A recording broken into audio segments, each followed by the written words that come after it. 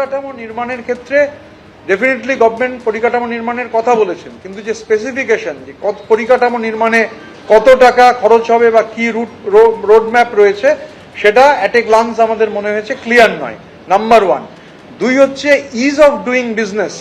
বাজেটের মধ্যে বারবার ইজ অফ ডুইং বিজনেসের কথা রয়েছে। এবার ইজ অফ ডুইং বিজনেস, আমরা ইজ অফ ডুইং বিজনেসের বিরোধিতা করছি না, কিন্তু ইজ অফ ডুইং বিজনেস করতে গিয়ে যদি হচ্ছে গোটাটাই একদম বেসরকারি সেক্টরের হাতে চলে যায় তাহলে প্রফিট ম্যাক্সিমাইজেশন হবে। প্রফিট ম্যাক্সিমাইজেশন হলে স্বাভাবিকভাবে সেটা সাধারণ জনগণের জন্য হিতকর হবে না।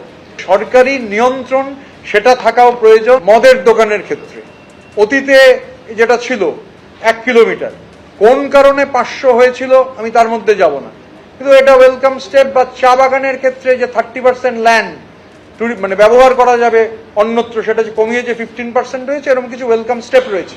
ডিএফ বৃদ্ধি করা হয়েছে, that is a welcome step, যেটা মানে পজিটিভ, সেটাকে তো নেগেটিভ বলবো না। কিন্তু আমাদের মূল প্রশ্ন হচ্ছে এই পরিকাঠামো নির্মাণ।